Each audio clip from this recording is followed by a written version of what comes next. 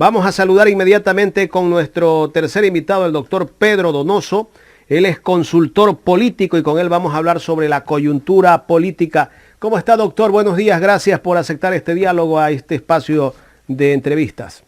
Hola Jaime, buenos días. Muchas gracias por la invitación, atento a sus preguntas. Bien, doctor, gracias a usted. Me gustaría entrar directo con el tema del gobierno. Para usted, doctor, ¿cuáles son los aciertos y desaciertos que lleva el gobierno de Guillermo Lasso en estos ya 9 meses en el poder? Yo creo que hay que hacer, digamos, más que hablar de aciertos y desaciertos que a veces entra, digamos, en el ámbito de quizás de la opinión o de la subjetividad, yo prefiero hablar de la situación del Ecuador en sí mismo ahora, ¿no? Y es bueno remitirse a cifras finalmente, porque cuando el análisis no tiene cifras es una mera opinión, siempre sostengo, ¿no? Y a mí lo que me sorprende finalmente es el alto pesimismo que existe ahora en el Ecuador. Yo siempre, digamos, cuando recibo estudios cuantitativos, es decir, encuestas, lo que más me interesa a mí no es ver la calificación del presidente, de la asamblea, etcétera, sino ver el estado de ánimo, porque el estado de ánimo te demuestra si es que existe un alto optimismo, que hay un margen de maniobra para tomar decisiones, y si hay un alto pesimismo, se reduce ese margen de maniobra. ¿Qué es lo que nos dice Perfiles de Opinión en su última encuesta de enero? Lo que nos dice es que 8 de cada 10 ecuatorianos sostienen que el Ecuador va por mal camino. Cuando Perfiles de Opinión les hace la pregunta de en qué momento se encuentra el Ecuador, 3 de cada 10 responden que el Ecuador está en su peor momento y 5 de cada 10 reconocen que el Ecuador vive problemas profundos. ¿Qué quiere decir esto? Que de una u otra manera, ¿no es cierto?, el pesimismo se empieza, digamos, a tomar el Ecuador, muy parecido a lo que pasó finalmente en abril, ¿no es cierto?, en donde el nivel de pesimismo llegó a unos niveles, digamos, incalculables. Ese dato hablaba de 9 de cada 10, que un poco es la herencia que nos dejó el gobierno de Moreno, ¿no? El gobierno de Lasso logra inyectar un optimismo, con su llegada reduce ese pesimismo, digamos, en 40 puntos, pero los estallidos sociales de octubre, noviembre y diciembre finalmente hacen que otra vez el pesimismo se adueñe del estado de ánimo de los ecuatorianos. Correcto, sí, justamente lo escuchaba ayer al abogado Jaime Nebot, ex alcalde de Guayaquil, que hablaba de este tema, de las encuestas estas que se han presentado del estado de ánimo de los ecuatorianos. Y bueno, ¿y a qué se debe esa baja del gobierno después de todos los problemas que ha tenido por el caso de los Pandora Papers, el tema de la asamblea, que en este momento no sabemos para dónde va esa asamblea porque está empantanada, la presidenta no convoca a sesión del pleno por temor a que la destituyan, pues todo esto también va salpicando de alguna manera al gobierno, el caso del Consejo de Participación Ciudadana, todo esto tal vez hace que la gente ya no crea en sus instituciones. Digamos, es muy difícil precisar cuál es el hecho puntual, ¿no es cierto?, que provoca el pesimismo en la gente. Pero podemos crear hipótesis finalmente, ¿no es cierto? Un analista, cuando hace análisis, lo que hace es crear hipótesis, es que no puede sostener el argumento. Entonces, yo creo que la hipótesis, digamos, debería estar en regresar a ver quizás los indicadores sociales, ¿no? 150,000 niños fuera del sistema educativo, ¿no? 32% de pobreza, 8.4% de pobreza extrema, 4.4% de desempleo. En algún repetido de prensa, en algún periódico leí que en enero el índice, digamos, de desempleo ya había llegado al 5%, ¿no es cierto? En la zona 8, Guayaquil, San Borondón y Daule matan a 3 personas, diarias. Es decir, esos indicadores sociales, ¿no es cierto?, demuestran que se puede provocar un alto pesimismo en la población. Y eso es grave en tanto en cuanto el gobierno no entienda, ¿no es cierto?, que se tiene que de una u otra manera inyectar un nivel de optimismo para poder darle más margen de maniobra.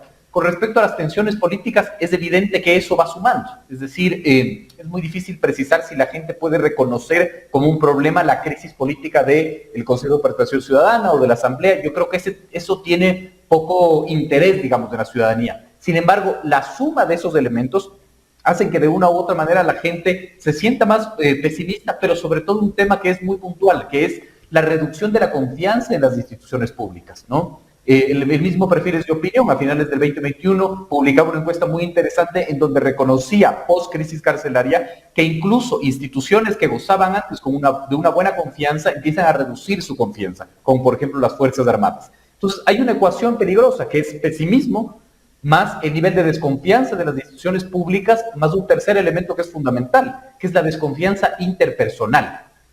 Santiago Basabe, que es un académico de Flaxo, señalaba esto en un artículo muy interesante, que de acuerdo al Latibarómetro, en el Ecuador, la confianza interpersonal está cayendo en picada finalmente. ¿Qué quiere decir la confianza interpersonal? La confianza que yo tengo del otro, ¿no? Del vecino, del familiar, del amigo.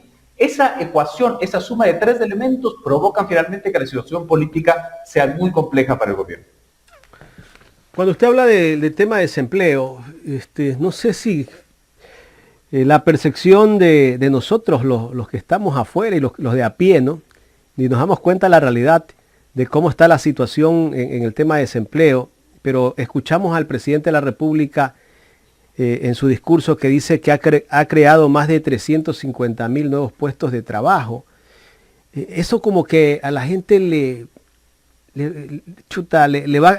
no le cree al gobierno, o sea, la realidad es otra. El gobierno nos habla bonito, nos habla de un discurso distinto, pero en la calle la situación es otra. Eso es lo interesante de la política, ¿no es cierto? Que muchas veces incluso la percepción puede superar la realidad. En efecto, el presidente ha dicho eso, habría que ver cuáles son, digamos, los indicadores, si es real o no. Yo no he tenido la posibilidad de verificar finalmente esa cifra, entonces mal podría decir si es verdad o no. Pero lo que usted plantea es totalmente cierto, es decir, la percepción finalmente es otra. Y aquí la dinámica social es muy interesante, porque la dinámica social lo que plantea finalmente es que se le solucionen los problemas, señalar un culpable, digamos, provocado por lo que se llama causalidad mágica, que es, hay un problema y tiene que haber un culpable. Y usualmente el culpable, digamos, es el gobierno. Es decir, el gobierno tiene de una u otra manera, no sino el gobierno como concepto, ¿no? Tiene de una u otra manera como la obligación de ser el pararrayo de las quejas, ¿no? Entonces, ese sí es un problema grave el momento en que no se tiene una capacidad de tener clara la estrategia política para superar este tipo de conflictos. A veces nos da a entender como que el gobierno no ha tenido un plan para gobernar el país. Porque cuando vemos en un discurso que nos decía que voy a tener mano de hierro contra la delincuencia, resulta que en las calles vemos lo contrario, no solo en las calles. Ahora los delincuentes o los criminales entran a tu casa y te matan dentro de tu casa. Ya ni siquiera dentro de tu casa estás seguro. Y no solo eso, entran a ciudadelas privadas, van a las casas y ahí asesinan a las personas, como el caso que hemos visto justamente el día de ayer. El problema de la inseguridad es un problema bastante complejo, ¿no? Porque conlleva también otro tipo de temas que tienen más que ver con la estructura y con problemas estructurales, como con la pobreza, por ejemplo, ¿no? Como el mismo narcotráfico, finalmente. Es decir, es muy complejo creer que el problema de la inseguridad se va a resolver con mano dura, finalmente. Eso no ha demostrado en la historia que no se resuelve, ¿no? A inicios, digamos, del anterior siglo, en Nueva York se impuso la pena de muerte, ¿no es cierto? Y lo que se vio es que la criminalidad subió casi al triple. Es decir, la mano dura, digamos, no siempre resuelve problemas que son estructurales.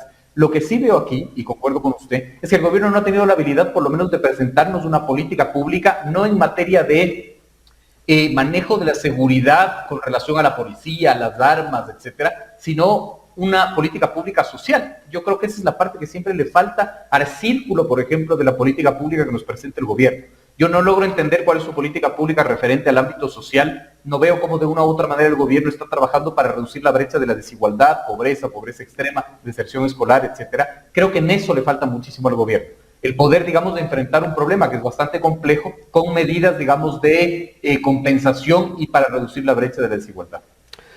¿Cuáles son las causas del tema de inseguridad y todos los problemas sociales que viene teniendo el país?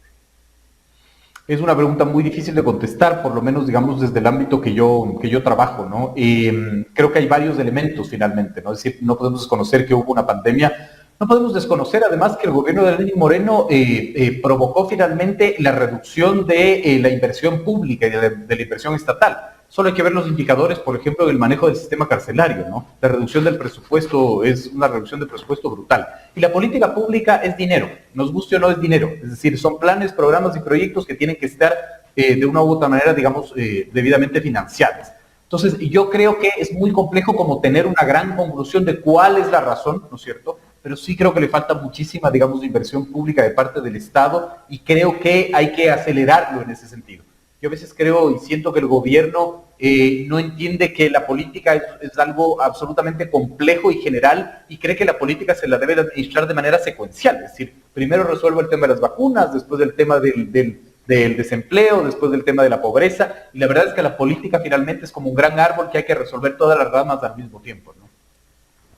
Correcto, estamos dialogando con el doctor Pedro Donoso, consultor político.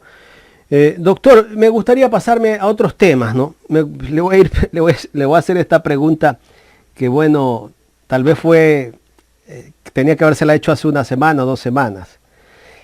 ¿Qué lectura darle usted al trato que le dio el presidente de la República al alcalde de Balao cuando le dijo desagüévese y después le dijo que se pase a Creo? Yo creo que, digamos, en el ejercicio de la vocería, ¿no es cierto?, la gran estrategia es cuál es el titular que tú quieres que se quede en la mente de la gente o en los titulares de los medios de comunicación. Y muchas veces un titular tiene que ser absolutamente propositivo y tiene que más bien abordar la solución puntual a un problema puntual. Este tipo de anécdotas lo que provocan es que la anécdota se convierta en titular. Y nosotros nos quedemos discutiendo en esa anécdota y el vocero, que en este caso sería el presidente de la República, pierde la oportunidad de algo que en comunicación política es clave, que es la desmitificación. Es decir, el gobierno y su comunicación deberían apuntar siempre a la desmitificación, desmitificar finalmente cuáles son los mitos que giran a su alrededor. Entonces me pareció, digamos, no solo desatinado, sino estratégicamente un error. Y no solo esa anécdota, la anécdota, digamos, en otras entrevistas en donde el presidente se ha referido a otros actores, digamos, de manera despectiva y no por una lógica más moral de decir no es bueno, digamos, adjetivizar al otro, sino porque ese es el titular en el que se queda, ¿no? En la entrevista que tuvo el presidente con el periodista Carlos Vera, hubo un titular muy importante, que él aseguraba que no se va a privatizar la seguridad social. Sin embargo, ¿no es cierto?, el titular fue otro y fue señalar finalmente cómo el presidente adjetivizó a un exministro del correísmo. Es decir, la lógica de la comunicación política es escoger con qué titular te quedas. Y el titular debe ser desmitificar el mito que está detrás de tu propio gobierno, en vez de hacer que la anécdota se convierta en el titular. A veces yo creo que el presidente de la República como que prueba ciertas situaciones, ¿no? En el caso del alcalde de Balao, y bueno, a pesar de que ese alcalde en algún momento hizo campaña por él para que llegue a ser presidente de la República y después fue y le dijo esas palabras que fueron groseras. Pero hemos visto que siempre como que está probando a ver cómo está la reacción del pueblo. A veces no lo hace él, pero sí manda a sus ministros o a personas que son cercanas a él. En el caso del Seguro Social, como usted decía hace un momento, que justamente hace 2 semanas o 3 semanas hablaba el presidente del directorio del Seguro Social de que se iba a aumentar la edad de jubilación. Y resulta que fue la reacción inmediata de la ciudadanía y del pueblo en general a través de las redes sociales. Días después tuvo que salir el presidente de la República que eso no se va a tocar. O sea, ¿qué están pulseando al pueblo a ver cómo reacciona?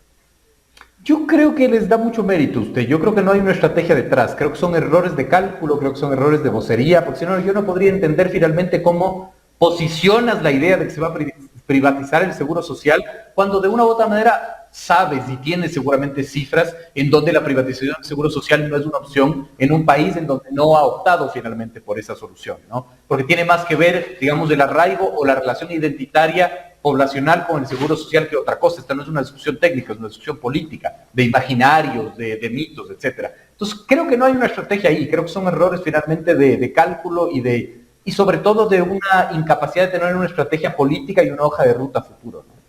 Doctor, pasemos al tema de la Asamblea. ¿Usted cree que el gobierno tal vez va a ganar el control político dentro de la Asamblea en medio de todo este empantanamiento que tenemos? Es muy complejo, digamos, adelantarnos. Yo creo que hay 3 escenarios finalmente de lo que pueda suceder, ¿no es cierto? El primero es que no suceda nada, ¿no? Es decir, que Yori se mantenga como presidenta, que la oposición no logre los 90 y pico de votos que se necesitan, digamos, para autoconvocarse, y que tampoco logre más de los 70 votos finalmente para conformar esta comisión, digamos, de evaluación. El segundo escenario es que se logre conformar esta comisión de evaluación, ¿no es cierto? Sin embargo, me parece que por ahí va la estrategia, ¿no? Y he escuchado, por ejemplo, al vocero del bloque de Pachacutic decir, ok, hagamos la comisión, pero que sea por bancadas. Si es así, la oposición va a perder. Porque, digamos, existen 4 o 5 bancadas, ¿no es cierto?, de las cuales 3 ya han adelantado que no están interesadas en destituir a la presidenta Yori, ¿no? Que es de Izquierda Democrática, Pachacutic finalmente, y BAN, la bancada del Acuerdo Nacional. Y el tercer escenario es que se logre finalmente destituir a la presidenta Yori. Yo creo que este escenario, digamos, es uno de menor probabilidad, Pero lo interesante finalmente es que estamos en una discusión y en una disputa de narrativas, ¿no? Es muy interesante ver cómo, digamos, el oficialismo ha instaurado esta narrativa de que hay una conspiración, ¿no es cierto? Se quiere conspirar contra el gobierno en un ejercicio que finalmente es absolutamente legal y legítimo, el destituir a la presidenta Llori, ¿verdad? Y el otro, que tiene que ver más con la oposición, que habla de una metida de mano finalmente del Consejo de Participación Ciudadana de parte del gobierno. Entonces, la política en el Ecuador, o en el mundo a la larga, ¿no es cierto?, se resume en esta disputa de quién instaura más rápido la narrativa, quién instaura más rápido la historia de lo que le conviene finalmente. De todo este problema que está teniendo el gobierno en el tema del control político, que lo está perdiendo en la Asamblea, pero al final del día no sabemos si es que va a seguir manejando la Asamblea el presidente de la República, porque está empantanada. Hay un problema en el Consejo de Participación Ciudadana, que esa fue la gota que está derramando el vaso de agua en este momento, porque el gobierno de alguna manera dice que ellos no tienen ningún interés en controlar el CPCCS, pero sí vemos que la ministra de Gobierno el día de la autoconvocatoria que hizo la nueva mayoría, pues mandó a la policía. El Ministerio de Trabajo reconoció al siguiente día al señor Hernán Ulloa. Todo esto de alguna manera le está dando cierto desgaste político al gobierno. Yo creo que la ciudadanía no logra identificar ese como desgaste. Eso se queda en el círculo rojo que decimos, ¿no? En los que consumimos las noticias, etcétera. Lo que sí veo, digamos, es que la incapacidad de la operación política al gobierno le provoca esto en un año muy complejo. ¿En qué se caracteriza finalmente del 2022? El 2022 se caracteriza por ser, ¿no es cierto?, un año en donde primero hay que hacer transición en varias instituciones de control. En el Ecuador el 70% de las instituciones de control que pertenecen a la función de control y transparencia están encargadas. Esa es una demostración de desinstitucionalización total. Y eso va a provocar que se tengan que hacer procesos de selección de esas autoridades, lo cual provoca que las tensiones políticas vayan en ese ámbito, ¿no? Y en ese sentido la operación política del gobierno ha sido bastante débil, siento yo. Y también, digamos, en la lógica de la operación política, regresando a ver a la Asamblea, ¿no? No hay una capacidad de tener un operador propio y todas las vocerías y la operación política, siento yo, del gobierno la hacen ajenos, la hacen terceros. Muy poco se escucha finalmente al jefe de bancada al presidente de Creo o al jefe de bancada del movimiento Creo, sino que de una u otra manera los voceros y los operadores políticos parecerían ser terceros ajenos, lo cual provoca finalmente que la operación política del gobierno sea más compleja. No le escucho, Jaime. ¿Me escucha? Ahí sí le escucho. Ya. ¿Usted no cree que fue un error del presidente Guillermo Lasso que a inicio de su gobierno se haya peleado tal vez con el PSC después de tener un acuerdo y después también rompió con UNES? Y esto tal vez le está dando esta inestabilidad que no sabe si es que tiene la mayoría o tiene que buscar acuerdos con otros partidos políticos o con un bloque de 5 o 10 como son los independientes. Sin lugar a dudas, digamos. Yo creo que fue un gravísimo error porque priorizó finalmente alianzas con actores lejanos y no con actores cercanos. ¿Qué quiere decir con esto? Que el Partido Social Cristiano es un actor absolutamente cercano a Creo, ¿no es cierto?, desde la lógica ideológica y desde la lógica pragmática. Es decir, la alianza finalmente no es una opinión, es un fact. La alianza, ¿no es cierto?, que lleva a Lasso es la alianza Partido Social Cristiano Creo. Están, digamos, mucho más cercanos en su visión, quizás más liberal finalmente, de la economía y de la política que con Pachacuti, que eso es evidente y eso es lógico, ¿no? Entonces sí, creo que, digamos, el error de cálculo y además del error de querer hacer lo que el gobierno cree que era lo correcto, ¿no es cierto?, sí le pasó factura, y sobre todo también la forma. Los hechos políticos también tienen mucho de forma. Y de una u otra manera, digamos, romper el pacto con el Partido Social Cristiano en vivo, en la sesión del 14 de mayo del 2021, creo que fue un error grave y que el gobierno lo va a empezar a pagar ahora. Claro que sí, tuviera mayor estabilidad política.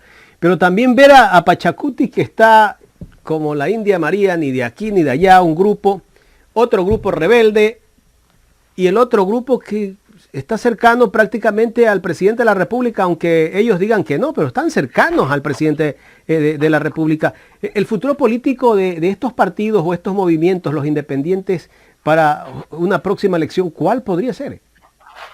A ver, digamos, hay dos ámbitos de análisis. El primero finalmente es Pachacuti, ¿no es cierto? Y la dificultad de mantener un movimiento, una bancada que no tiene, digamos, identidad. Es decir, Hay asambleístas de Pachacuti que ni siquiera saben lo que significa el nombre Pachacuti, ¿no? Se recordará un asambleísta en un programa de televisión, le preguntaron qué significa Pachacuti y no supo contestar. Entonces, Pachacuti de una u otra manera es una gran incógnita, sumado a la gran incógnita que es la izquierda democrática, ¿no? La izquierda democrática también es un bloque que uno, digamos, no logra descifrar qué es lo que mismo es, qué les une finalmente, y vimos que la discusión de la ley del aborto, digamos, fragmentó ese bloque.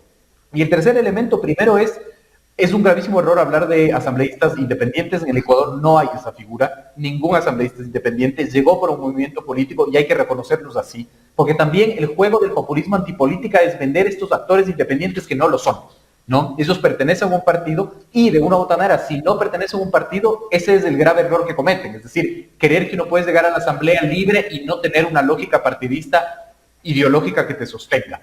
¿Cuál es el futuro, digamos, de estos actores? Es muy complejo señalar, ¿no? Habrá que ver cómo resultan, qué es lo que sucede, si existe o no existe una posibilidad de una muerte cruzada, etcétera. Pero claro, en el Ecuador, digamos, dinámico, todo puede suceder, ¿no? Es como complejo señalar el futuro, y el 2022 se caracteriza por ser un año preelectoral, que si bien es un año de elecciones seccionales, también es un año de referéndum a estos movimientos que les puede pesar finalmente su funcionamiento. Doctor, ¿se puede venir una muerte cruzada o...? Yo creo que es un escenario bastante probable al mediano o largo plazo, porque el gobierno no puede sostener gobernabilidad con la relación que tiene con la Asamblea y el Legislativo, no lo puede hacer.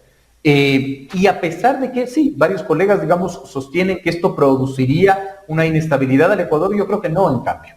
¿Y cuál es mi argumento? Mi argumento finalmente es que o las herramientas que nos da la Constitución, que se llama muerte cruzada, para resolver las tensiones sociales como válvula de escape, o las calles finalmente, ¿no?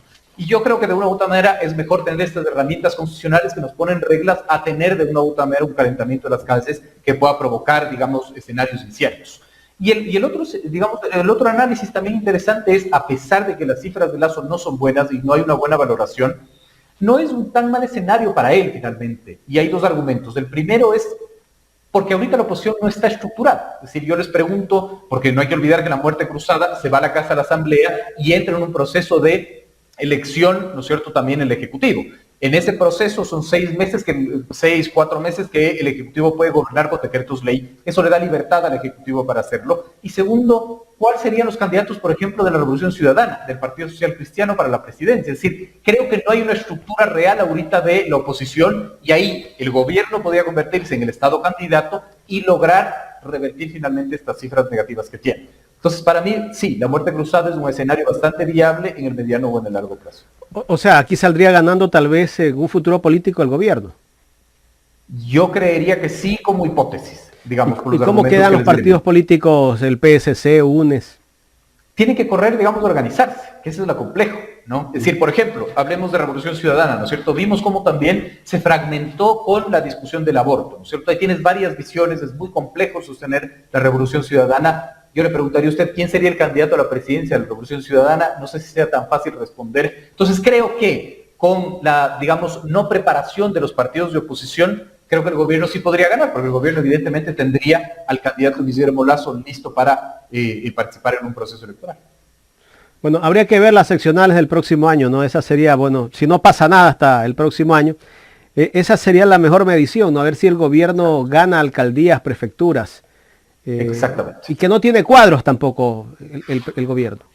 Pero no solo eso, sino que, digamos, ahorita vive dos cosas interesantes. Primero, creo, nunca ha sido beneficiario de elecciones seccionales. El gran perdedor de las elecciones seccionales siempre ha sido Creo.